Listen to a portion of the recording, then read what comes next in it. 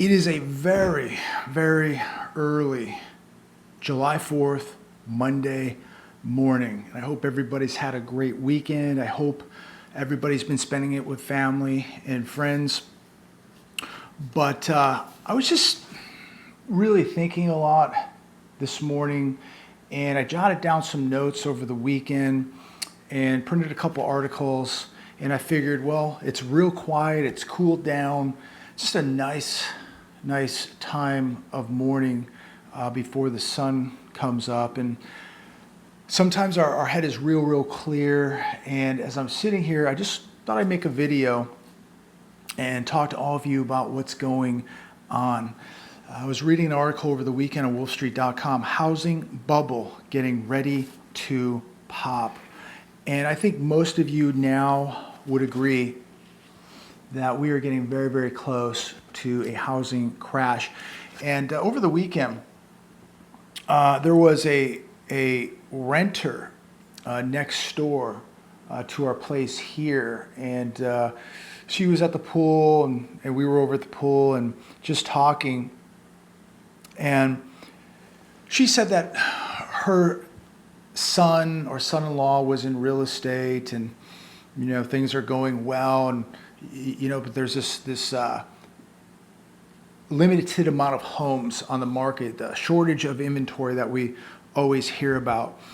And I couldn't really disagree with her more. And I told her, just like I would tell anybody, this market is changing right now. The banks are laying off hundreds, if not thousands of people in their mortgage departments.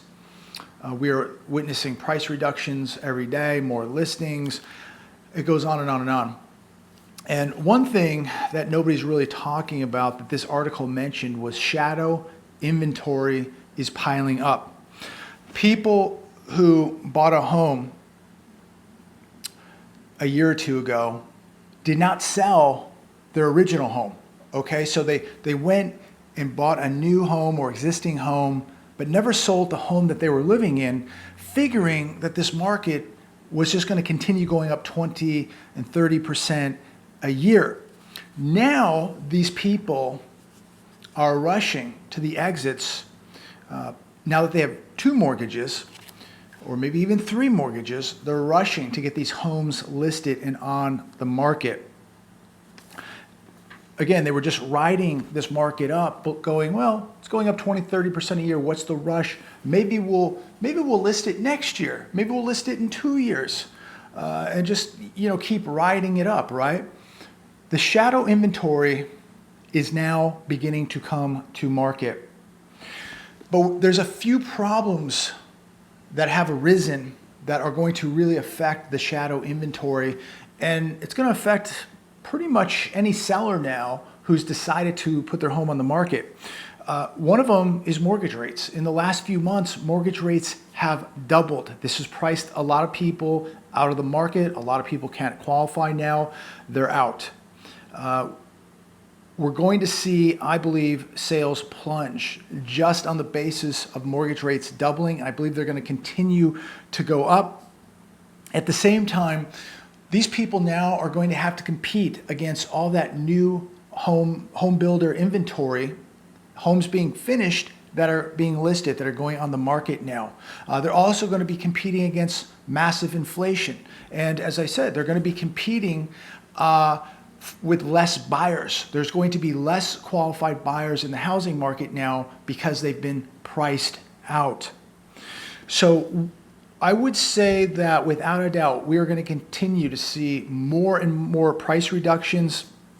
They're beginning to spike right now, but wait till the end of summer, wait till we hit fall, wait till this winter. We're going to see a massive amount of price reductions, a massive amount of listings, a massive amount of people running to the exits, sellers running to the exits, trying to get out. But this was greed, ladies and gentlemen, where people didn't even sell the house they were living in and went and bought another house because of the greed out there. They haven't sold the old house for a year or 2 years and going, well, maybe we'll wait another year, because it keeps going up and up and up, and people just figured it was going to go up forever. So now people are getting worried that prices aren't going to continue to skyrocket because there aren't going to be enough buyers to allow it, to support it. We look at listings. This is a very interesting statistic in the article also. I think we talked about this. Active listings in June jumped by 20% from May, and they're up 19% from a year ago.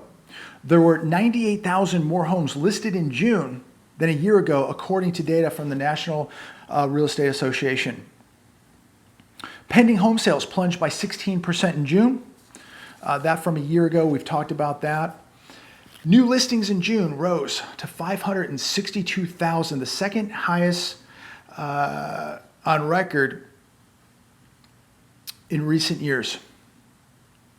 So all this data is pointing to big problems. So again, new listings in June rose to 562,000, the second highest in recent years. Typically, new listings drop in June and they peak in May. And we're not seeing a peak in May. We're seeing a drop in May. Price reductions spiked by 50% in June from May and about doubled year over year. So this is not heading in a very positive direction. And if you're thinking about selling your house right now, I think you better get it on the market by tomorrow. Again, if you're thinking about selling a home, I think you missed the height of the market. I do believe that the air is beginning to leak out of this massive bubble, and I think it's going to get much harder now to find a qualified buyer. I think days on market is going to continue to extend. This is going to be a very, very interesting summer. And we're just now in the beginning of July. We've got August, September. What's this look like in October, November, December? Mortgage rates, 30-year fix, sitting at right about 6%. I believe that number is going to go higher. But remember, this is if you have spotless credit. You have a 750 FICO, excellent credit, 20% down, then you qualify for the 6%. If you don't, you're going to be paying 7% plus. When you have mortgage rates double what they were just a few months ago, and home prices spiking by 40%, something is going to have to give, ladies and gentlemen, and it's not going to be buyers. It's going to be sellers that are going to have to give, because if they don't, there will be no sales transactions. There will be no homes selling.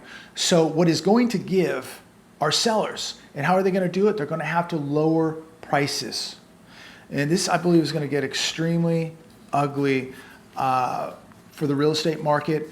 The whole thing is a mess. When you look at what's happening in the stock market and what's happening in the fraudulent bond market right now, what's happening in the overvalued real estate market, you know, you got to go back and think that this bubble, or these bubbles, plural,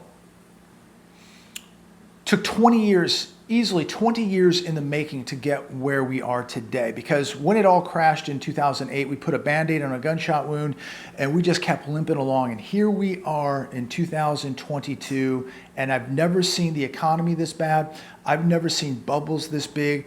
And I truly believe we are about to see a reckoning in real estate, in stocks, in bonds, you name it.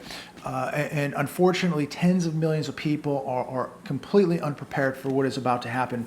But just think about how long this bubble took to inflate. It's just incredible. We are watching a historic time. And, you know, so many people just said that, you know, I've been talking about this for 2 years, 3 years, etc. This bubble has taken 20 years to get where it is. Mankind has never, ever seen anything like this. But I really began to get worried a few years ago, and I'm shocked that it hasn't already popped. But because they were able to keep putting Band-Aids on this thing and keep kicking the can down the road, it has only made things much worse.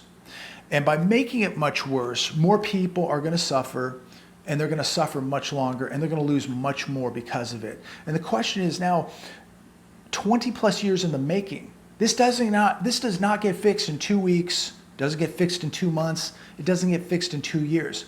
You better put your seatbelt on, because this is going to be a very long, chaotic, bumpy ride for the US economy, and more than likely a very bumpy ride in your standard of living. And this is why for a few years now, I have passionately pleaded with people to prepare.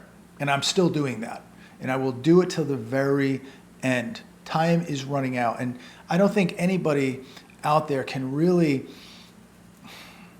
interpret or comprehend just how big this crash is going to be and how many people it's going to affect. I think it's going to affect literally everybody on planet Earth. And I think America is really going to get rocked the hardest, because we are the biggest debtor nation. We are really responsible for a majority of the money printing, manipulation of markets, manipulation of currency. And I think the day of reckoning for America and the American economy is right around the corner. Here's the average down payment on a house today, and it's a lot less than 20%. I was reading this article today, and it says here 5 to 7% is about the average people are putting down on their homes. And this was on CNBC. And a lot of Freddie and Fannie Mae homes, 3%. So what I'm saying in conjunction with this article is that people don't really have a lot of skin in the game with these homes. They're going to walk. As soon as things get bad, these people are going to walk. They don't have 20 or 30% of their money invested in these homes. 3, 4, 5, maybe 7%. And when this market turns, they say that, well, it's a lot different than '08 because these people are more qualified, they have better credit, but people today have better tools. They have more tools to make their credit look better than it really is. And so the bottom line is, when people don't have jobs, when they're getting laid off, when inflation is eating up their paychecks, eating up their savings, taking food right off their table, it's going to be very, very difficult for people to continue making these massive mortgage payments. And I feel so sorry for so many people, but I also believe that people should have stopped watching football games and baseball games and basketball games and really paid attention to what is happening in this economy, what's happening to their money, their pensions, their 401ks, their purchasing power. We had an economy shut down for over a year, and what did people do? They went out and spent more money than ever, being more unprepared than ever. Average car payment hits record $712. Talked about this on one of my last videos. Average monthly payment on a mortgage right now in the US, and I think this is very, very conservative. This is on Fox Business. $1,500. Okay, average gas price about $5, and the average median income in America $35,900. There's nowhere here in Southern California you're going to rent a one-bedroom apartment. You might find a one-bedroom apartment 40, 50 years old for $1,500 a month. Maybe it's going to be in a very bad neighborhood, but this is average monthly mortgage. 1,500. I think that number is very dated, but we'll go with it. But you take in 1,500, $5 for a gallon of gas, average medium income 35,900 before taxes. How are people doing it? None of this makes any sense. The numbers just don't add up. And again, this just reinforces with me, and I'm sure it reinforces with you, that this is a ticking time bomb, that we are going to see an economic reckoning. 4th of July travel, hundreds of flights canceled on busy weekend, also on Fox Business. Here's an update. 12,000 flights, actually over 12,000 flights as I make this video very, very early Monday morning, 4th of July, and happy 4th of July to everybody out there. Over 12,000 flights have been delayed over this holiday weekend, And now we have over 1,100 flights canceled over this holiday weekend since Friday, and this number is climbing. You know, this just makes me question, if we cannot operate airplanes, if we cannot operate railroads, if we cannot operate our shipping system and unload ships, get these goods on trucks and get them to stores, that to me means the whole system is apparently broken. Things are not functioning. And so to me, this is, again, just more news that we're heading in the wrong direction, that this is going to have more of a negative impact on the U.S. economy, and that things are broken. Things are seriously broken in this country when we cannot get planes to take off and we cannot even unload ships. We can't get people back to work. I continue to see more businesses closing. I went out to eat a couple times over the last week. The food, just at best mediocre. The service, at best mediocre. Prices skyrocketing. And yes, you're all right. Many of you write me, eat at home, and I'm doing that 90% of the time now. There's just certain times where I can't. I'm out and about. I'm working, and I have to, I have to go to a restaurant. But I'm doing everything I can now in my power to, cook at home, make it at home. It's more economic. It's better. You know exactly what you're getting. This restaurant industry, I've never seen the restaurant industry in such disarray, such poor quality of service, poor quality of product, food, while prices are exploding. And this is just a death sentence to the restaurant industry. Many more are going to be going out of business. Delta reportedly paid passengers $10,000 to leave oversold flight. This on Fox Business. I think there were 8 passengers. They paid $10,000 to 8 passengers to remove these passengers because the flight was overbooked, so that they could get them off the aircraft and get the flight back on path and take off. I mean, this is absolutely incredible. The airlines are just an absolute mess right now. Remember, we gave them another $84 billion bailout. And so now they're paying people $10,000 not to fly on their planes. Unbelievable. We are just absolutely driving out of control here, and this is going to end so bad. The hedge, Amazon cancels or delays plans for at least 16 warehouses this year. Well, that's a lot of jobs that will not be added to the U.S. economy, that is for sure. But what does all this mean? 16 warehouses. I mean, this is incredible. 16 warehouses this year canceled, and these warehouses are enormous. Evidently, demand came in near the lower end of Amazon's outlook. E-commerce sales are slowing. Shoppers have less disposable income. Shoppers are now having to save money just to put gasoline in their cars. So, I think people really had an addiction to just ordering stuff online and getting a package sent to their house, the next day or 2 or 3 days, and just had this enjoyment, pleasure of getting boxes sent to their house and opening them. And obviously, Amazon was going bananas when everybody was at home getting stimulus checks and $600 unemployment benefit checks and unemployment and child tax credits, and you name it. People were on Amazon buying stuff all day, all night, just looking forward to a knock at the door to open up boxes. But now we have people who cannot put gas in their car, so they're having to cancel their Amazon shopping sprees in order to save money to put gasoline in their car. Incredible time. The company is going to continue to shrink the amount of workers it has, because they're going to replace workers with robotics, with technology in the warehouses. Maybe at some point they'll have self-driving trucks. That's the plan. I mean, they're going to really get rid of so many jobs in America in the next 5 years with technology and robots. You go to a Walmart, you go to a Lowe's, you go to a Home Depot, you go to a grocery store, self-checkout, self-checkout, self-checkout.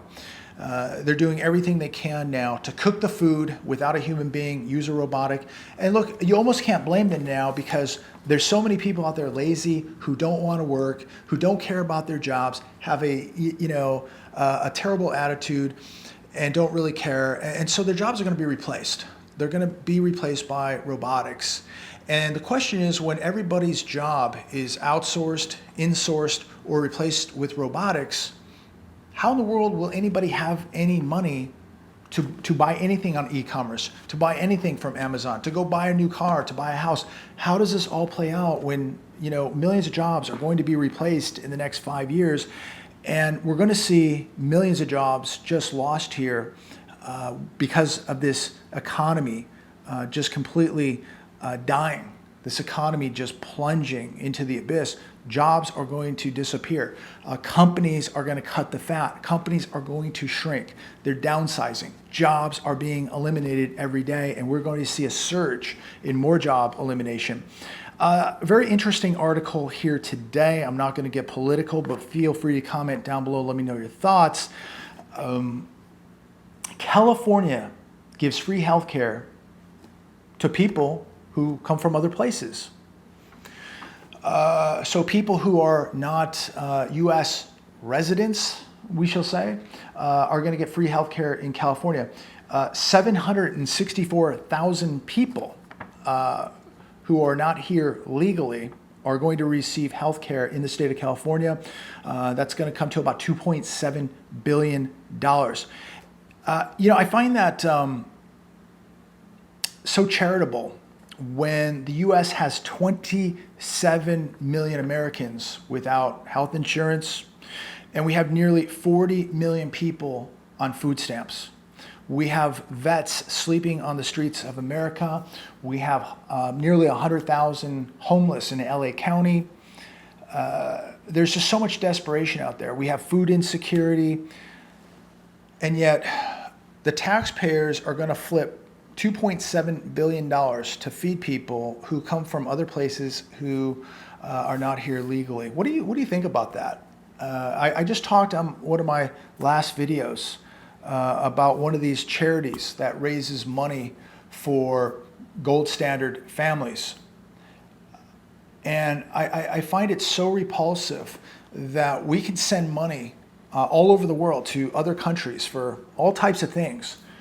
But we can't take care of our, not gold standard, but gold star families, excuse me. These gold star families have to rely on donations. While our system sends our money, borrows money, prints money, or taxes money, and sends it all over the world. While we have people living in tents, living in their cars, sleeping on the streets, people with mental disorders who need help, people who have just down and out, who need help, need rehabilitation, people here who are struggling, not because they chose to struggle. There are people who want to work. There are people working. There's a lot of people working 2 jobs, 3 jobs, the side hustles. Yes, we have millions of people lazy, doing nothing, sitting at home, hoping for another stimulus check, hoping that the system's going to take care of them. Those people, I don't feel sorry for them at all. And, they should just starve until they decide to go to work. That's my opinion. But for the people out there struggling every day, having to fight this inflation that was caused by massive amounts of money printing, these people are getting no help whatsoever. Yet the system is helping people coming from all over the world here, and it's helping people over in other countries as we send them billions of dollars. And to me, it's just such a slap in the face. And it's not political. It's not political whatsoever. It's just what's right and what's wrong. I don't think gold star families should have to beg for money. I think that if you're a hardworking American and you're out there trying and you're struggling, I think there should be help. Now, if you want to be lazy and sit on the couch all day, smoke weed, not work, and expect somebody to pay your bills, then you should just go hungry. And when you get hungry enough, you will go to work. That's how it should work. Nobody should be liable to pay your bills but you. I don't think I'm liable to feed you when you have 2 arms, 2 legs, you're 28 years old, and yet you're just too lazy to go do anything. I don't think anybody is liable or responsible to feed you. But for people struggling, people who are really trying, those are the people that the system should be supporting and trying to help. To really give an incentive to those type of people to go out there and keep working hard and help those people. The Gold Star families, help them. The homeless. Again, I think that we really need to fix things here socially. We need to fix things here economically before we can go around the world passing out blank checks with money we don't have.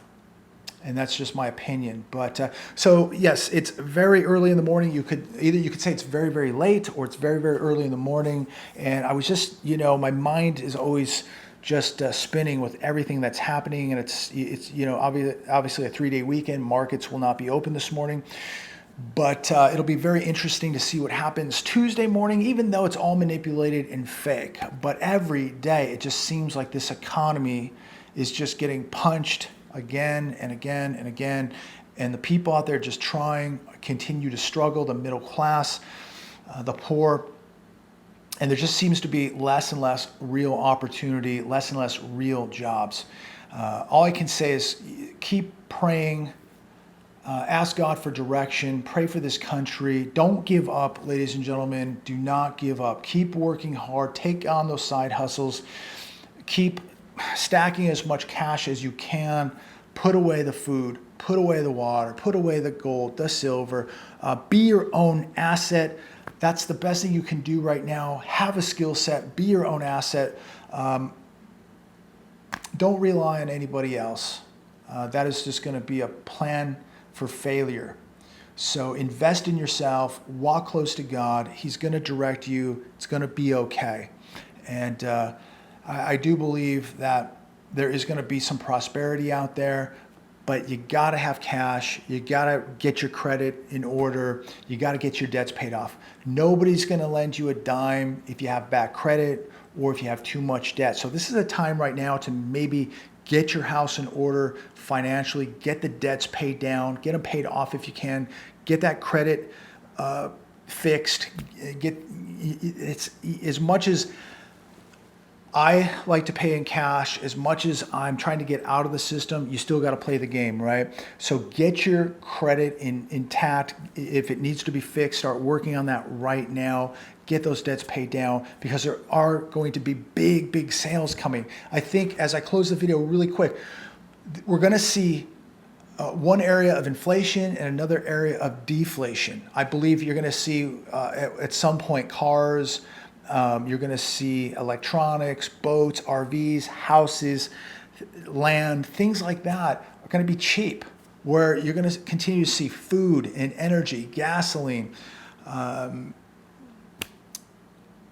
certain commodities going to just be going nuts, going to be going crazy, going to be super, super expensive. So this is why I believe you should have cash and you should have gold. Cash can go down, it could disappear. You better have gold. If they push gold down, you know the dollar's going to be up. You got to have both, because it's going to be a game of up and down, up and down. So be diversified, have some gold, have some cash, have some silver, have lots of food and water put away, have a skill set, and get your mind in order. Mental mindset. This is not a sprint, it is a marathon. This thing is going to last a very, very long time. So you better get prepared for the long haul. I'm going to leave it there. God bless every one of you. Have an incredible 4th of July. God bless America. Talk to all of you very, very soon.